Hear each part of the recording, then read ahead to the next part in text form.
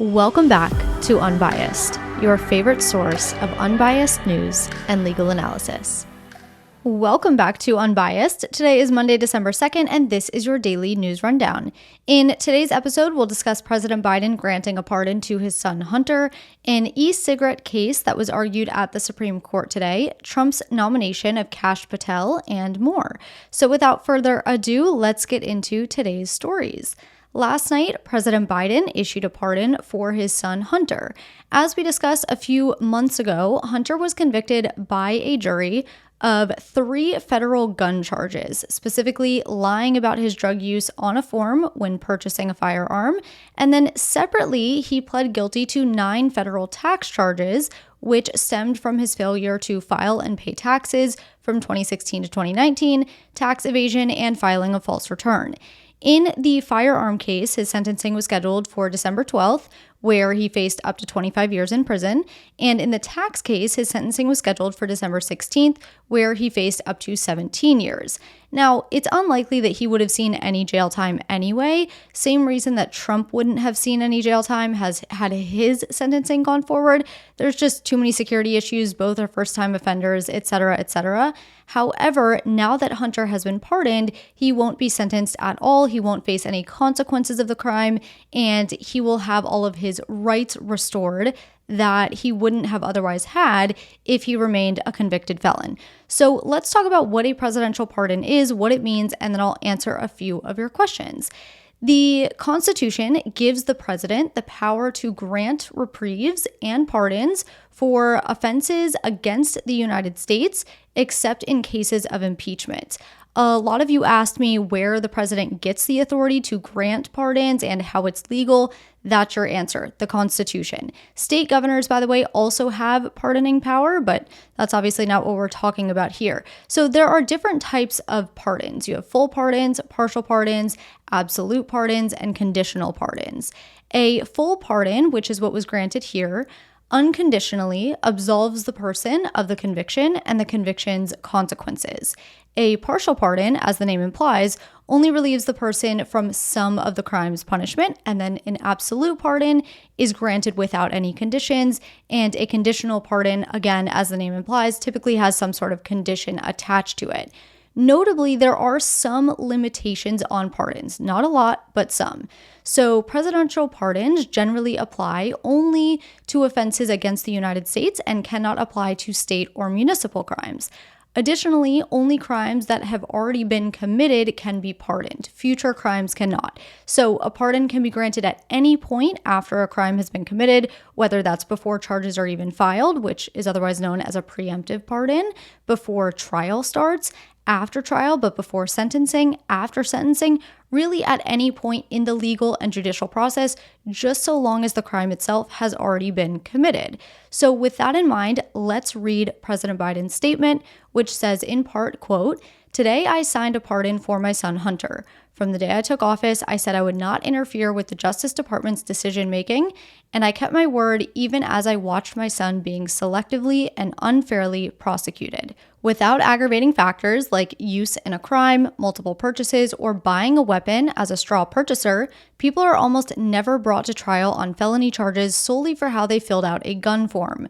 Those who were late paying their taxes because of serious addictions, but paid them back subsequently with interest and penalties, are typically given non-criminal resolutions. It is clear that Hunter was treated differently.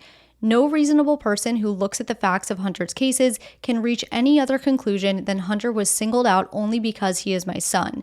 And that is wrong. There has been an effort to break Hunter, who has been 5.5 years sober, even in the face of unrelenting attacks and selective prosecution. In trying to break Hunter, they've tried to break me, and there's no reason to believe it will stop here. Enough is enough. For my entire career, I have followed a simple principle. Just tell the American people the truth. They will be fair-minded. Here's the truth. I believe in the justice system, but as I have wrestled with this, I also believe raw politics has infected this process, and it led to a miscarriage of justice. And once I made this decision this weekend, there was no sense in delaying it further. I hope Americans will understand why a father and a president would have come to this decision." End quote.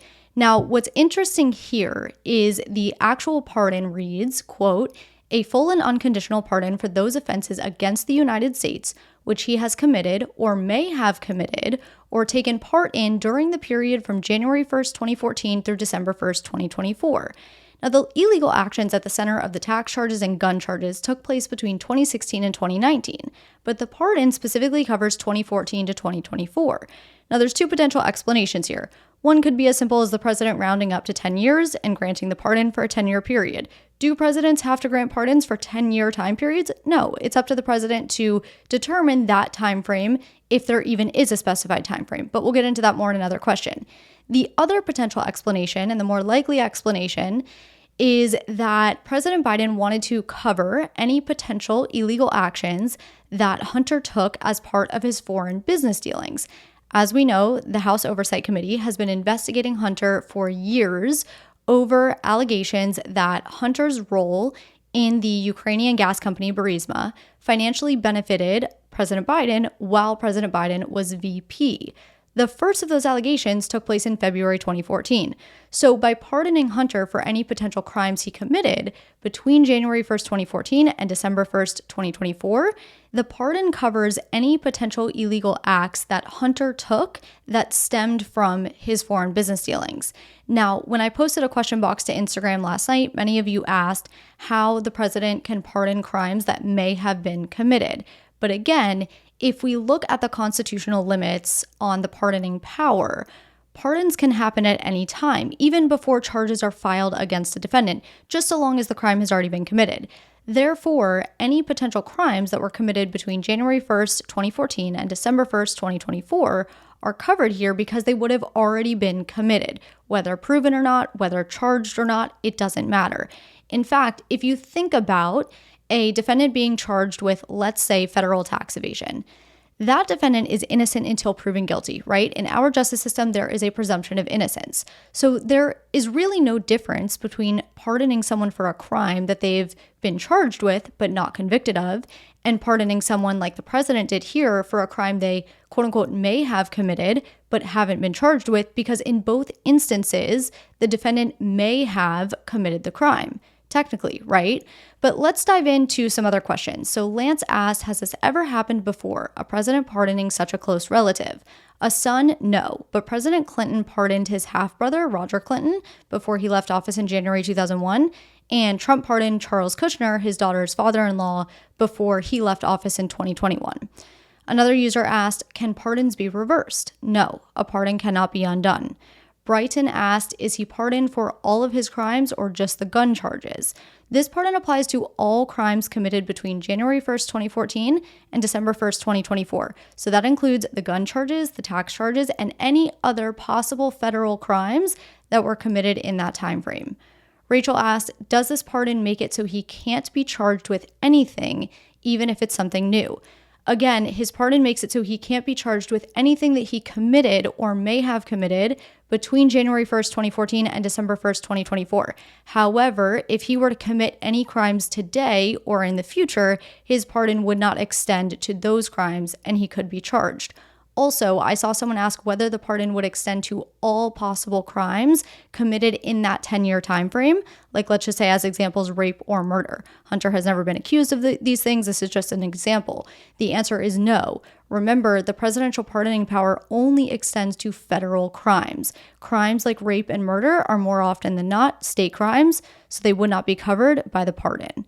Jonah asked, didn't Biden say he would never pardon Hunter? Yes. In an interview on June 6th with David Muir, Muir had asked him if he would accept the jury's outcome, no matter what it was. This is while Hunter's firearm trial was ongoing, and President Biden responded yes. Muir then asked President Biden if he had ruled out a pardon, and President Biden responded again, yes.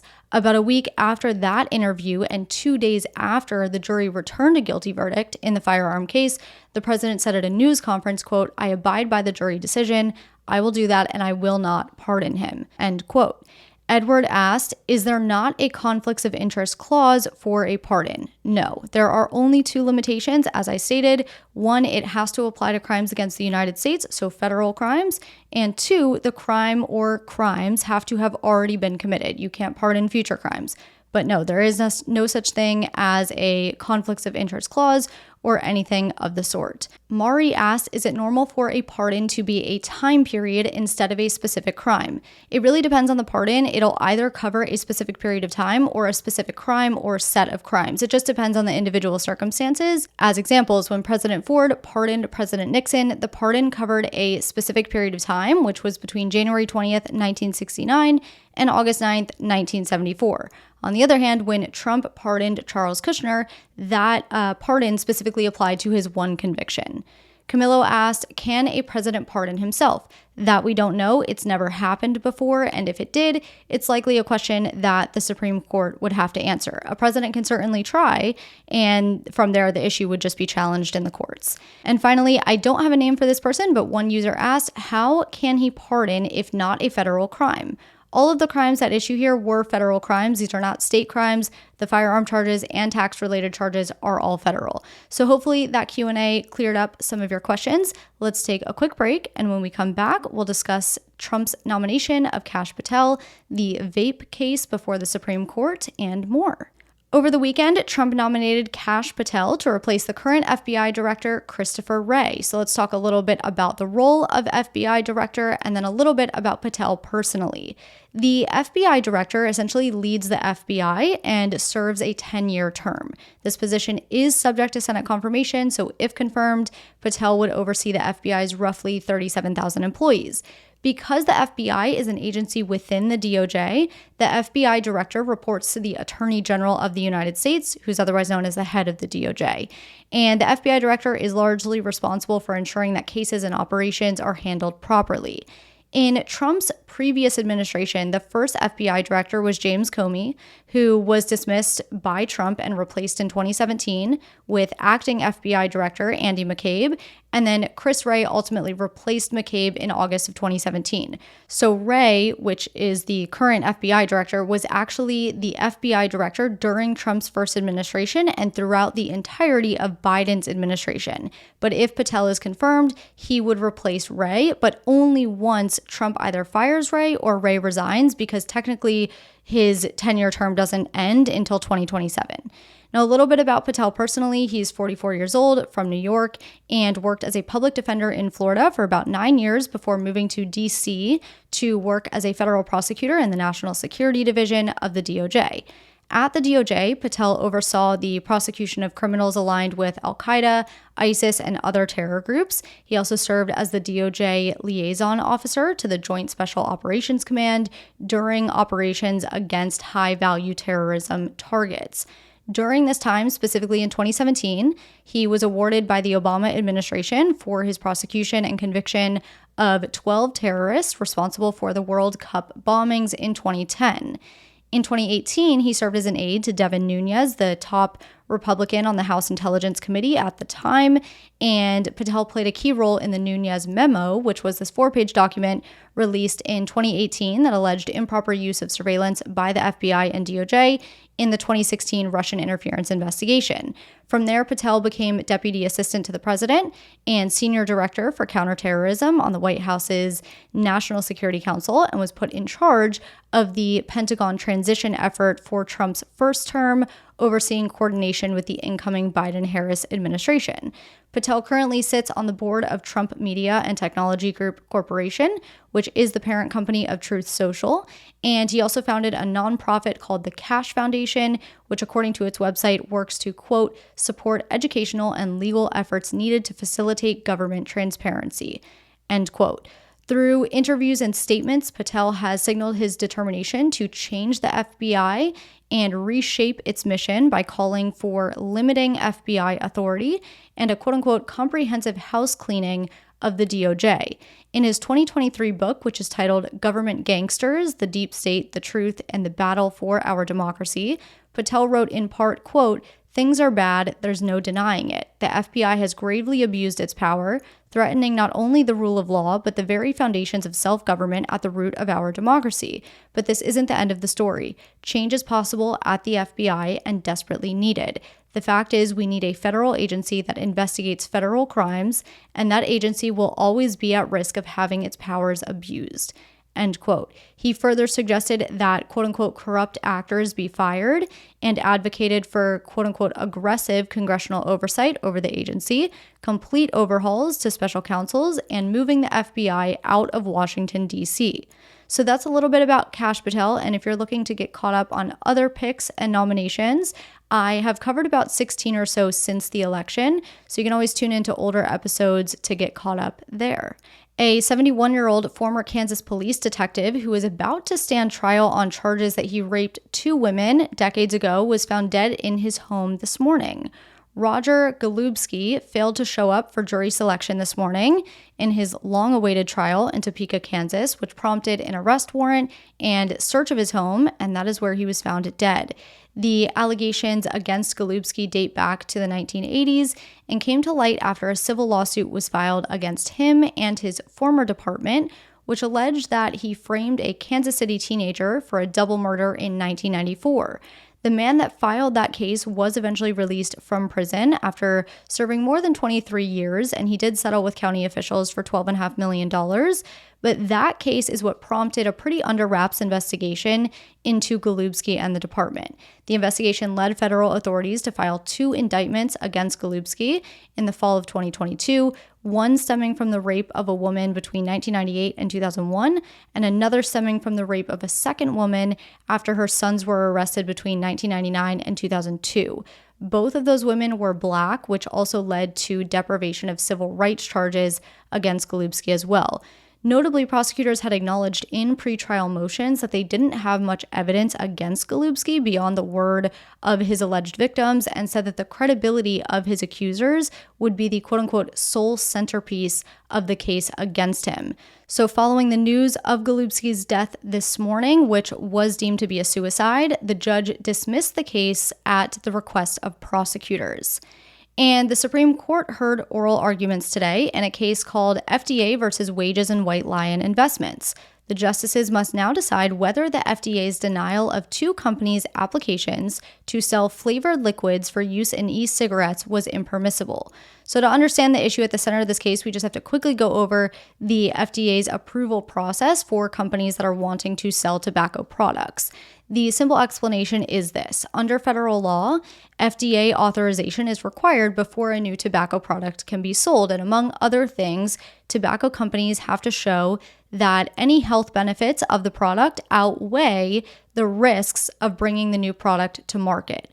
When the law was enacted in 2009, e-cigarettes did not exist like they exist today. So in 2016, the FDA went ahead and deemed e-cigarettes, otherwise known as vapes, to be tobacco products subject to review under the same federal law. This, of course, meant that e-cigarettes were subject to the same review as traditional tobacco products. And again, among other things, e-cigarette companies would have to show that the health benefits of their product outweigh the risks of bringing that new product to the market. So in 2020, 2 e-cigarette companies filed FDA applications for e-cigarette liquid products with flavors such as sour grape, pink lemonade, and creme brulee. And these flavors had names like Jimmy the Juice Man, Peachy Strawberry, and Suicide Bunny Mother's Milk and Cookies.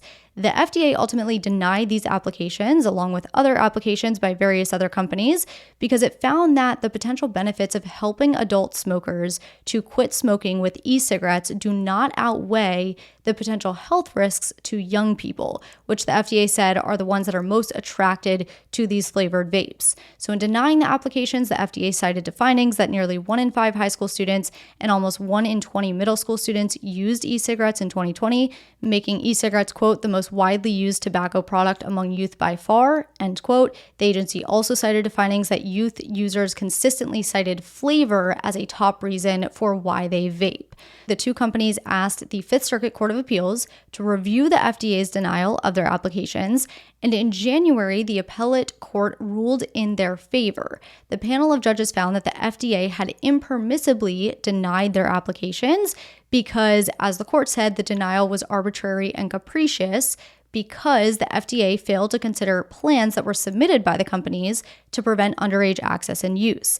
The FDA then appealed this ruling to the Supreme Court in March, and here we are.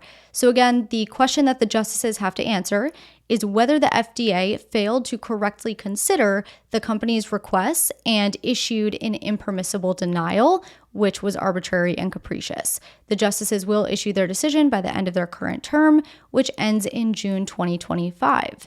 And now for some quick hitters, the United States is reportedly preparing to send Ukraine another $725 million in military assistance, which includes counter-drone systems. This military assistance doesn't really come as much of a surprise because President Biden has promised to spend all of the military assistance funds from Congress, which were approved earlier this year for Ukraine, before the end of his administration.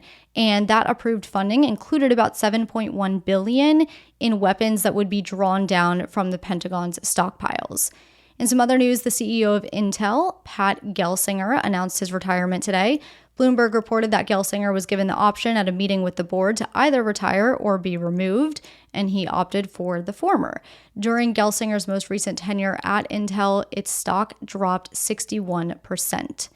The Israeli military announced the death of a 21-year-old American-Israeli citizen named Omer Maxim Nutra of Long Island, New York. Nutra served as a tank platoon commander for the Israeli military, and his family thought that he may have been being held hostage in Gaza since the war started. However, today, the Israeli foreign minister announced that Nutra died on October 7th during the attack. The foreign minister did not say, though, how it came to that conclusion. Stoli Group, the owner of Stoli Vodka, filed for bankruptcy today, citing financial difficulties. The founder of Stoli was actually exiled from Russia in 2000 due to his opposition to Putin, and since then the company has spent millions of dollars in its very long-term legal battle against the Russian government.